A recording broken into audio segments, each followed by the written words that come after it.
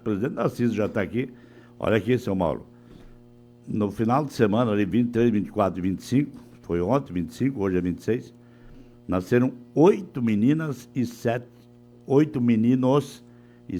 meninas. Total de 15 bebês, aumentando aí o crescimento vegetativo de Santo Ângelo e da região, né? Impressionante como vem estrelinhas novas a esse mundo, né? Mas, enfim, parabéns aí aos papais, mamães, vovós, tias, tios, enfim. Parabéns a todos eles pela acolhida dessa criançada brasileira que está chegando aí. 8 meninos e 7 meninas entre sexta e domingo na maternidade do Hospital Regional Missões. O que, por si só, já representa reconhecimento, a importância que tem o nosso hospital. Inclusive a Unimed não tem maternidade ainda, talvez vá tê-la, mas hoje o Hospital Regional é uma referência em toda a região.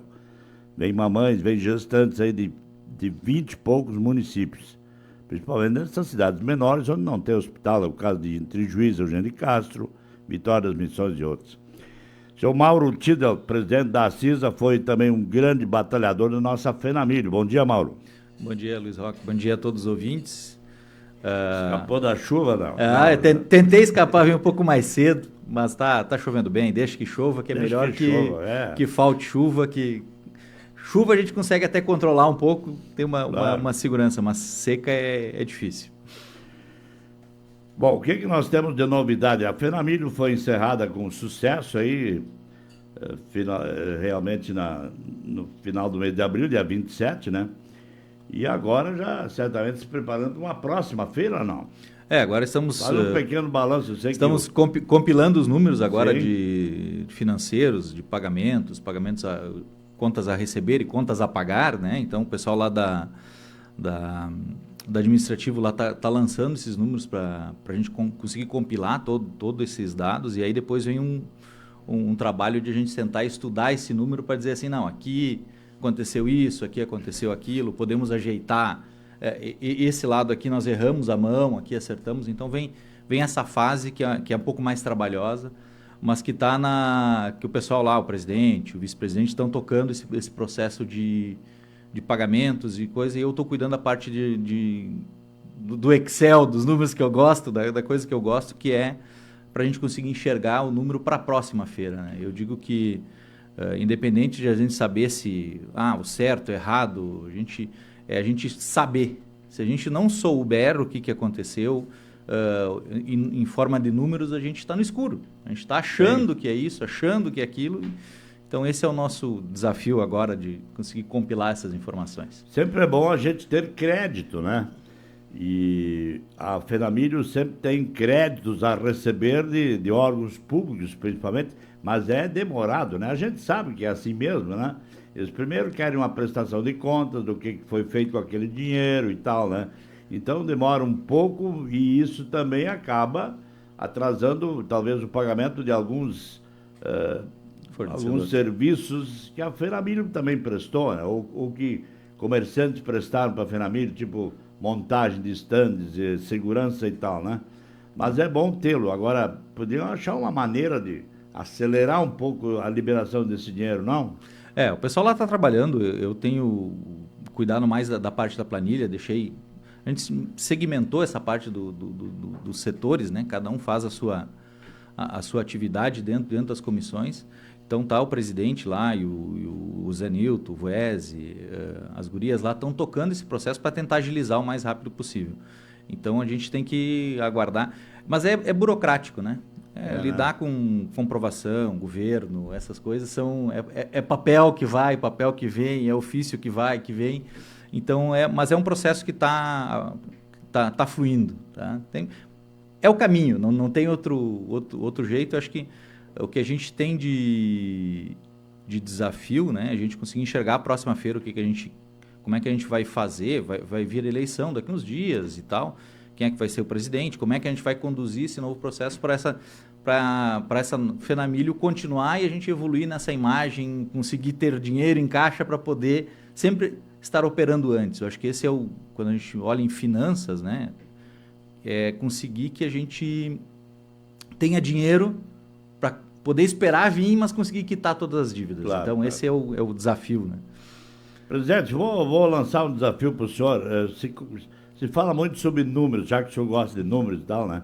Semana passada, retrasada, houve uma discussão forte aqui sobre fechamento de lojas, de empresas, uns dizendo que o aluguel está muito caro, outros sempre fazendo aquela comparação que eu acho um pouco indigesta. Não, porque Ijuí ganhou isso, Ijuí está mais avançado, Santa Rosa está mais avançado, e perdemos isso, perdemos aquilo. Eu acho que não se perde nada, cada município luta pelas suas conquistas, suas vitórias e pelo seu desenvolvimento, né? Eu até acho que às vezes, eu já disse para muita gente, bom, se lá é tão bom, o bom é ir morar lá, né? Não é assim? Mas temos problemas aqui, obviamente, né? A loja americana, por exemplo, está fechando. Não, também alegou o preço do aluguel. Eu não vejo como justificar isso, uma loja que, na verdade, a empresa em si está com problemas judiciais, liquidação judicial, recuperação e tal, né? Como é que o senhor, como presidente da CISA, como é que o senhor enxerga hoje o cenário econômico de Santo Ângelo, hein? Bom, acho que a gente não pode entender que Santo Ângelo é uma ilha. Acho que esse é o primeiro erro nosso, que a gente faz uma avaliação, mas Santo Ângelo está mal, outra cidade está melhor. Não. Nós estamos num contexto do Estado, nós estamos num contexto do Brasil. Quando a gente olha uma Selic de 14, estamos falando em IA 15, a taxa de crédito, o empréstimo de dinheiro no banco, ela fica quase inviável para a gente pegar. E a gente entende, e aí quando a gente volta desse cenário nacional, Estado, a gente passou por uma pandemia, a gente passou por uma enchente e a gente passou por 3, 4 secas regionais. Então a gente tem que entender que a gente está num momento difícil da cidade e da região. A gente não pode desconsiderar esses fatores externos e dizer assim, mas esse é o causador, se eu resolver isso, a cidade explode.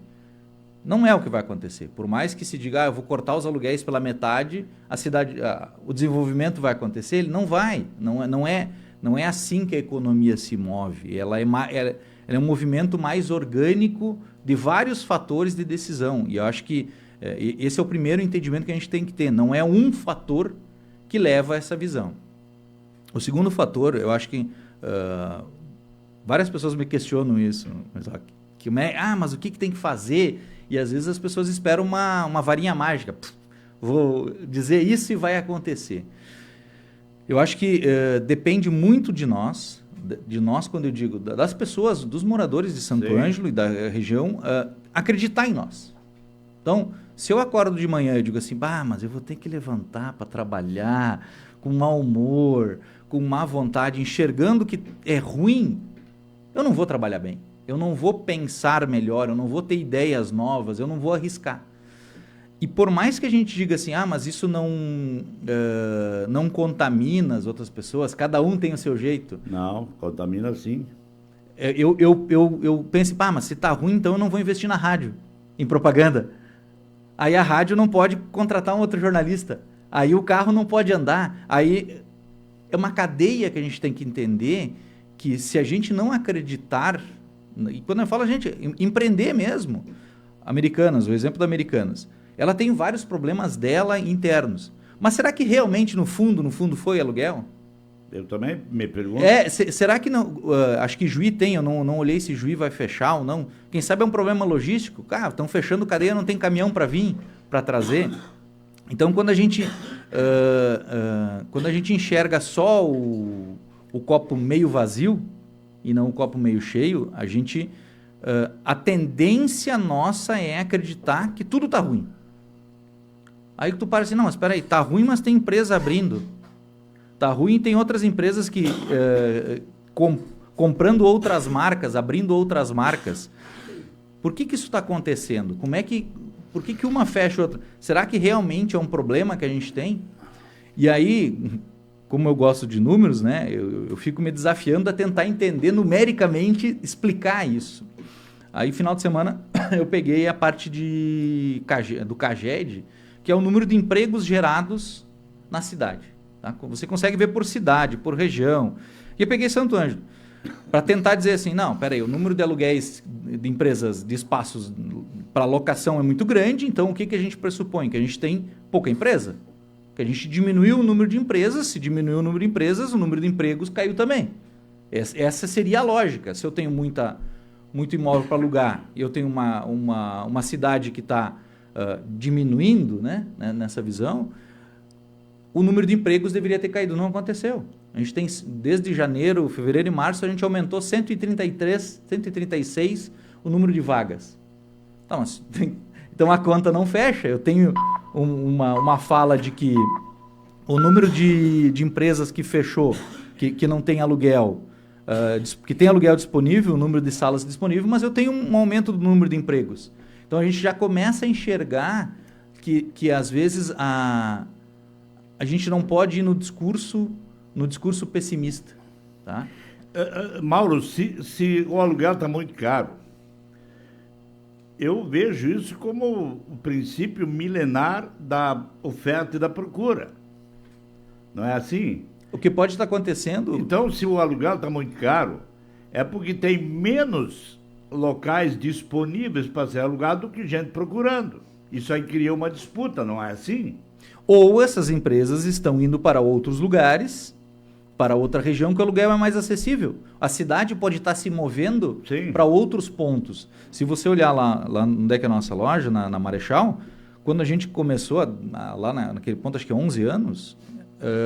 tinha lugar para estacionar, no estacionamento era tranquilo. Agora está começando a ter cheio de carros, ou seja, a cidade está se deslocando para outros lugares e aí alguns locais vão ficar vazios. É a tendência, se a gente não empreender, se não tiver novos empreendedores. Eu vejo um outro comentário sempre muito forte. Porque tem que trazer indústrias. Tem que trazer mais indústrias. A indústria é que vai ser a salvação. Mas eu vejo também na rua alto-falantes, por exemplo, do Alibem, da Fundimisa, anunciando vagas, e as vagas não se preenchem. O Cine está lotado de oferta de emprego, e às vezes fica semana sem emprego aberto e não se preenche. Seria uma falta de qualificação ou o pessoal não quer trabalhar no pesado? Fundimisa, por exemplo, Alibem, Frigorífico Calegaro. Todos eles com vagas sempre abertas. Por que isso? Então não é o problema da falta de indústria? Não, eu acho que não é o problema de falta de indústria. Não, e eu enxergo assim, um movimento de que mais pessoas irão empreender.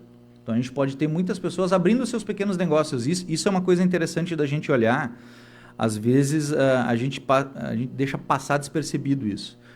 A quantidade de pequenos negócios que surgem a cada dia, que a gente não enxerga, porque eles são pequenos, eles não fazem um barulho muito grande, eles não fazem Essas pessoas, vão contratar, é ela mais a esposa, é ele mais a esposa, mais uma pessoa para ajudar. Então, sempre tem essas vagas e isso acho que está acontecendo e a gente não consegue mensurar isso, de dizer, mas a gente tem mais 20 empresas. Tá, mas se eu tiver 20 empresas com o casal, são 40 pessoas empregadas no negócio delas, fazendo o seu caminho, que daqui uns dias podem virar empresas de 10, 20, 50, 100 empregados. A gente não sabe o futuro. Então, esse é um movimento que eu enxergo. A gente enxerga, a indústria é importante, o desenvolvimento do município, porque ela faz um movimento de trazer recursos de fora para a cidade, ela é importante nesse sentido, pelo tamanho, pelo impacto financeiro que elas têm. Mas, realmente, essa tua leitura, de que tem empregos, eles continuam tendo. Isso não é um cenário só nosso, só de Santo Ângelo. Quando você olha Santa Catarina, também já está no mesmo problema, de sobra de vagas. Não tem gente. E não tem gente. Então, isso vai nos trazer uns outros desafios, que são as pessoas que vão se qualificar, vão ter que se qualificar para conseguir melhores salários, para conseguir oportunidades diferentes. Mas a gente vai ter que partir, as empresas menores vão ter mais dificuldade, depende para contratar, vão ter que remunerar melhor. E esse cenário vai levar a um desenvolvimento diferente do que a gente vinha acostumado.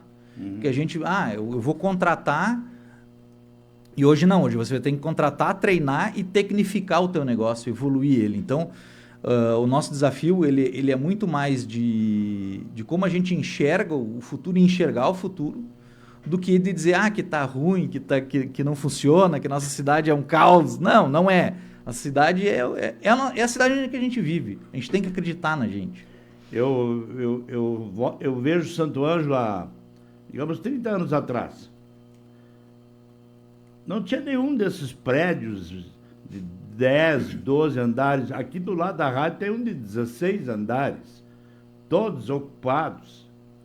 Então, o pessoal tem que ser um pouco mais otimista, né? Tem que enxergar melhor as coisas, não é assim? Eu acho que e tem um outro ponto. Imagine assim, a gente quer uma indústria, né? A gente vamos Claro, fomentar claro. a indústria, beleza. A pessoa vai e dizer, eu vou investir numa cidade da região noroeste. Ela vai para as redes sociais ou para coisa e começa a olhar. Tá, mas espera aí, onde é que eu vou? Tem aeroporto na Tem cidade? aeroporto, tem um povo que trabalha, tem gente que se vira, dá seus pulos, tem uma estrutura. E aí ela olha assim, tá, mas tá todo mundo falando mal, então deve ser ruim mesmo. Já fui. Qual é o impacto que isso tem? Não é para nós, tá? A gente sabe, eu vou continuar aqui, eu vou lutar por Santo Ângelo. Mas a gente tem que entender que isso reverbera para outros lugares que a gente não sabe. Tem gente que me pergunta, Mauro, mas tá tão feio Santo Ângelo assim? Claro, porque a repercussão lá fora, as pessoas só têm uma versão. Esse é o grande ponto. É aí, uma versão. A nossa função, como a minha como presidente da CIS, a rádio, a mídia, é que a gente consiga levar essa visão de que não é terra arrasada. Que a gente tem negócios, tem oportunidades, tem trabalhadores, tem empresários que querem que Santo Ângelo seja sempre melhor. Esse é o nosso grande ponto, né, Luiz Roque? Tá certo. Meu presidente, eu teria ainda outros temas dessa pauta que a nossa produção me passou, inclusive do aeroporto, né? Tá para ser assinado um convênio do Estado com o município, me parece que são 8 milhões. Acho que em torno disso aí, 8 milhões a na fase inicial, depois tem que vir mais, né? Mas fica para uma próxima, porque daí eu tenho mais motivo para trazer o senhor aqui. Pode convidar que a gente... gente... esgotar toda a pauta de assuntos hoje, porque eu quero o senhor mais vezes aqui. Pode chamar que a gente sempre está aqui. Então, obrigado pelo convite. Deixar para as pessoas que toda palavra que elas colocam para fora, ela reverbera para os outros, para os vizinhos, para os amigos, para os empresários, e para a gente cuidar um pouco isso de como a gente leva essa informação para o mundo. Tá certo, então. Mauro Tidal. Mauro é natural da onde mesmo? Cerro Largo. Cerro Largo. Muito bem. Aliás, em Santa Rosa, dessa vez não foi contra Cerro Largo, né? Porque se criou uma, como é que eu vou dizer, uma rivalidade futebolística entre Cerro Largo e o Entre Juiz. Isso há 2, 3 anos atrás. Agora é com Santa Rosa.